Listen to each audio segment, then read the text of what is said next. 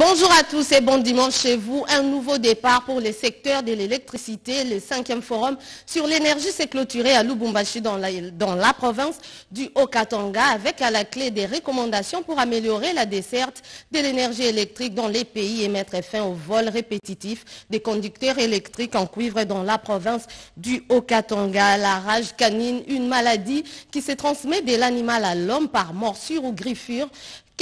Quels en sont les signes et quel type de soins pour les chiens enragés? C'est les dossiers de ces Journal Magazine. Tout d'abord, l'actualité.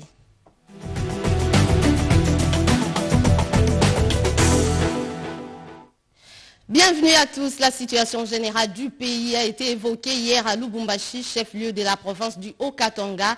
Le chef de l'État, Félix-Antoine Tshisekedi Tshilombo, a reçu les premiers ministres Jean-Michel Samalukonde Kyenge, le président de l'Assemblée nationale, Christophe Mbosoko Diampouanga, le commandant suprême des FARDC et de la police nationale congolaise, a reçu également les commandants des forces de la MONUSCO. Images et commentaires. Il était question pour le commandant de la force de la MONUSCO, le général d'Acosta, de rendre compte au chef de l'État, commandant suprême des forces armées de la République démocratique du Congo, Félix-Antoine Tshisekedi Tshilombo, des détails des activités de la force onusienne en soutien et en collaboration avec les FARDC dans les opérations à l'heure actuelle dans l'est du pays. Ce sont des activités de soutien au FARDC, que ce soit en renseignement, en logistique, en planification, en préparation et en exécution d'opérations. Au cours de cette réunion de travail à la résidence présidentielle de Lubumbashi, quelques avancées significatives de l'accord du partenariat de la coopération avec les FARDC depuis la mise en place de l'état de siège ont été évoquées. Notre représentant spécial, Madame Keita, était avec le général d'Acosta il y a quelques jours. Elle était donc dans l'est du pays, elle est allée à Bunia, elle est allée à Beni pour une évaluation du travail qui a été fait.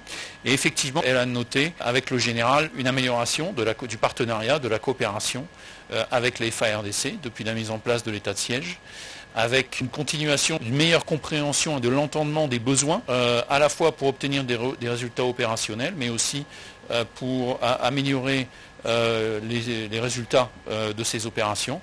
Donc bien sûr, c'est un travail qui doit continuer. Nous ne sommes pas encore arrivés à des résultats satisfaisants. La situation reste extrêmement difficile, mais nous allons continuer à redoubler d'efforts pour justement obtenir des résultats pleinement satisfaisants. Le Premier ministre Jean-Michel Samalukonde ainsi que le président de l'Assemblée nationale Christophe Mbosso Kodia ont également été reçus. Au sortir de l'audience, Christophe Mbosso a fait savoir à la presse présidentielle quelques lignes de sujet au cœur de leur séance de travail.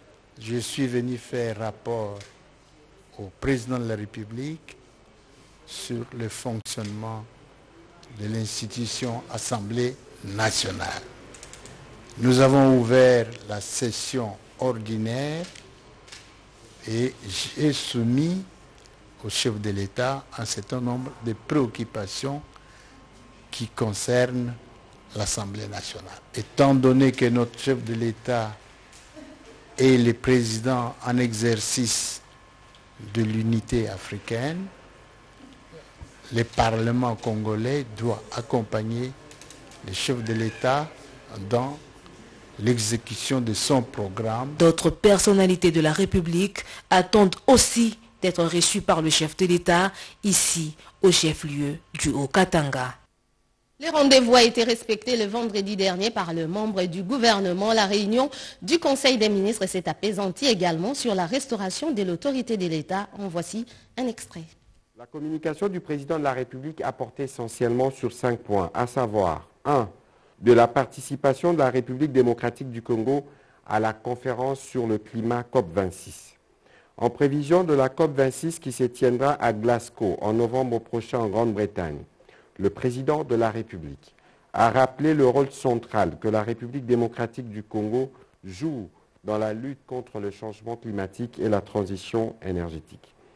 L'objectif de la transition énergétique à l'horizon 2035 vise une diminution drastique de la consommation des énergies fossiles en faveur d'autres sources énergétiques moins polluantes et plus accommodantes pour l'environnement.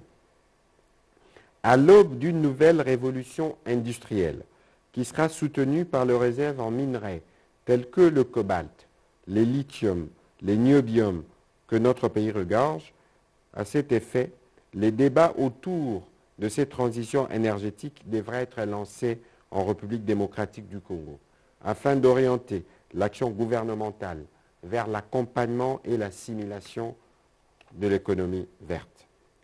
Le président de la République a invité de ce fait la vice-première ministre, ministre de l'Environnement et Développement durable, le ministre d'État, ministre du Plan, le ministre de l'Industrie, celui des ressources hydrauliques et électricité et celle de mines, à instruire leurs administrations et structures respectives à réfléchir sur ces enjeux du futur et proposer des nouvelles approches de gestion et politiques publiques qui permettront à la République démocratique du Congo d'être un acteur stratégique dans cette nouvelle révolution industrielle.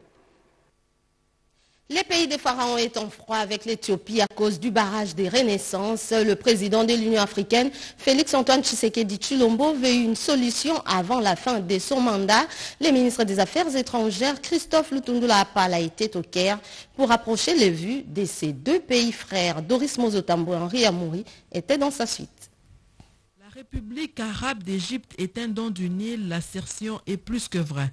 La préoccupation du pharaon est plus que grande, surtout quand il se réalise de travaux de grande envergure sur les fleuves en amont. Plus que concernée par le barrage de la Renaissance, a elle aussi reçu la délégation venue de Kinshasa. Au Caire, comme dans les deux autres pays visités avant, une séance de travail a été organisée au ministère des Affaires étrangères égyptien.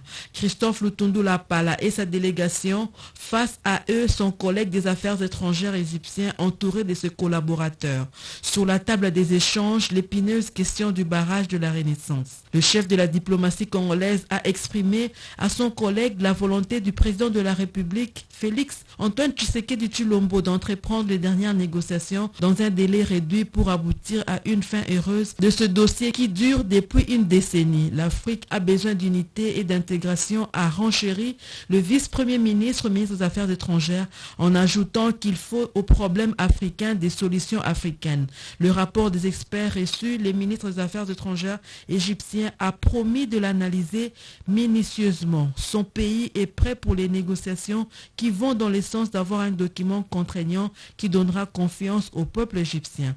Un point de presse a sanctionné la visite égyptienne où l'envoyé spécial du président Tshisekedi, président en exercice de l'Union africaine, Christophe Lutundula, a fait passer les messages africains aux frères en désaccord. Le président Tshisekedi se réjouit du fait que la confiance lui a toujours été renouvelée et surtout le fait que tous sommes d'accord sur le principe, la règle selon laquelle ces différends doivent être réglés dans le cadre de l'Union africaine. Je pense que nous pouvons espérer avancer dans un processus laborieux, mais qui n'est pas impossible. L'Afrique a de volontés qui doivent se mettre en raison pour rétablir la confiance entre les trois pays frères et se donner des garanties mutuelles pour qu'enfin on puisse dire que ça n'a pas se détourné et que tout soit mis en œuvre pour l'intégration de l'Afrique. Régler cette question à l'africaine est le véritable challenge du leadership actuel des Africains. La 5e édition du Forum sur l'énergie électrique a posé les jalons de la refondation de ces secteurs. Plusieurs recommandations ont été formulées à l'issue de ces assises qui ont connu la participation du ministre des Ressources hydrauliques et électricité Olivier Mwenzemu Kaleng et ses collègues, notamment la promotion de la recherche, le renforcement des mesures de sécurité dans la lutte contre les vols de conducteurs en cuivre dans les Haut-Katanga. D'autres précisions avec nos envoyés spéciaux Marie Kalongi Gwezia et Patrick Achala à travers ses commentaires d'Oscar Mbal-Kaïj. Réunis en panel des ministres, les différents membres du gouvernement présents à la 5e édition du Forum sur l'énergie tenu à Lubumbashi ont abordé dans le même sens pour booster le secteur énergétique, facteur de développement en RDC. Inga, c'est un grand projet qui va couvrir les besoins non seulement de la RDC, mais de l'Afrique. Ça vraiment nous devons nous accompagner. Mais entre autres, les Congo étant, les besoins sont énormes. Nous devons aussi promouvoir l'énergie alternative, des projets alternatifs. Mais il y a demain. Pour avoir réussi la libéralisation du secteur de l'énergie, la réhabilitation du barrage des Mois d'Ingusha, les organisateurs de ces forums ont remis des brevets de mérite au ministre des Ressources hydrauliques et électricité, Olivier Mouenze Moukaleng, au directeur général de la SNEL, ainsi qu'à d'autres partenaires privés. S'en est suivi la visite des différents stands par les membres du gouvernement sous les explications du directeur général de la SNEL, Jean Bosco Kayom. Améliorer les mécanismes d'octroi d'actes réglementaires, promouvoir la recherche scientifique, renforcer les mesures sécuritaires pour limiter les actes de vandalisme et de vol des équipements électriques et mettre ainsi en place les mécanismes de financement de la SNEL.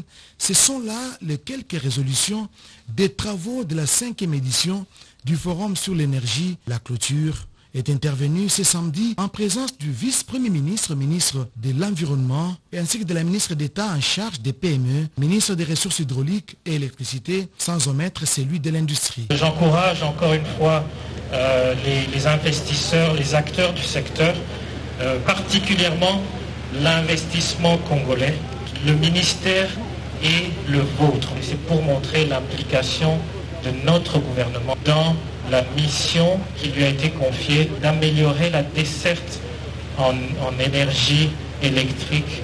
C'est sur ces mots que je déclare clos cette 5e édition. La 6e édition se tiendra dans une zone où les besoins d'électricité se font sentir. Justement, en rapport avec ces 5e forums sur l'énergie tenu dans le Haut-Katanga, la gouverneure du Lualaba, Fifi Masuka Saini, y a pris part à ces assises.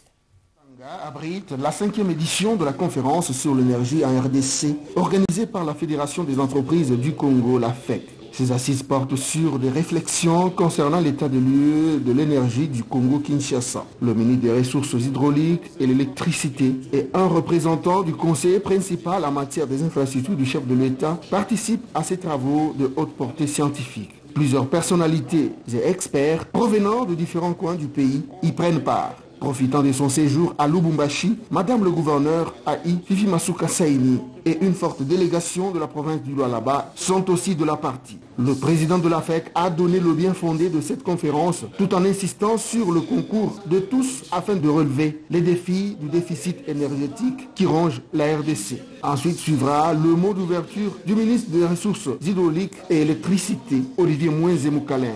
Avant de quitter le lieu, la femme numéro 1 du Lualaba a visité quelques stands. Elle en a profité pour lancer un message aux opérateurs économiques du secteur à investir au Lualaba. Masuka Saini a également sensibilisé ses administrés à protéger le matériel de la SNEL.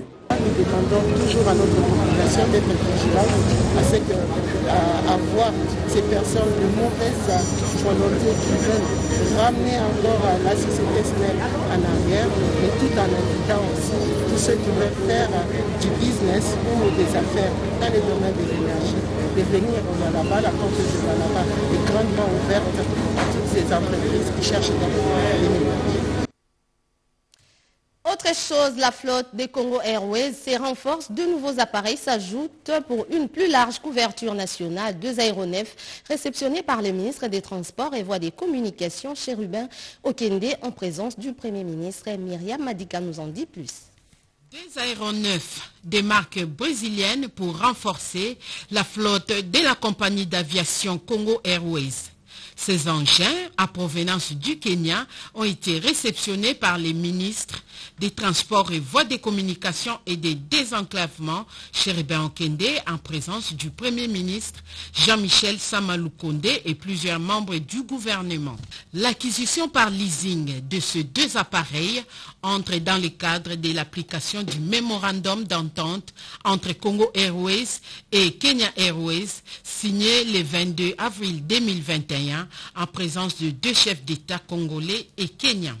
Votre présence ici, Excellence Monsieur le Premier ministre, nous donne encore envie d'aller très loin dans cette philosophie en disant que la République démocratique du Congo, sans transport, moyen de communication, il serait illusoire de penser que réellement nous pouvons relever le défi du développement de notre pays. Le Premier ministre a été conduit par le ministre Chérubin Okende à visiter ces appareils de 98 places. C'était vraiment pour marquer l'accompagnement de la primature, de tout le gouvernement dans ce type de projet. J'espère que toute la population, en tout cas qui cherche à se déplacer, pourra en bénéficier à des prix très compétitifs. La collaboration entre les compagnies nationales Congo Airways et Kenya Airways consacre l'excellence des relations d'amitié et de fraternité entre ces deux pays.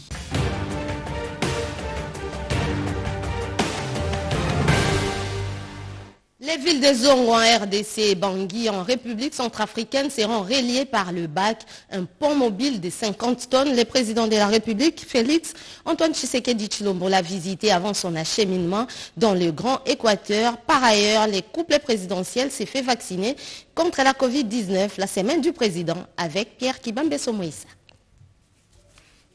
Le couple présidentiel a reçu la première dose du vaccin contre le Covid-19. La cérémonie s'est déroulée à la clinique présidentielle de la Cité de l'Union africaine. Le chef de l'État, Félix Antoine Tshisekedi Tshilombo, et la distinguée première dame Denise Nyakeruchi.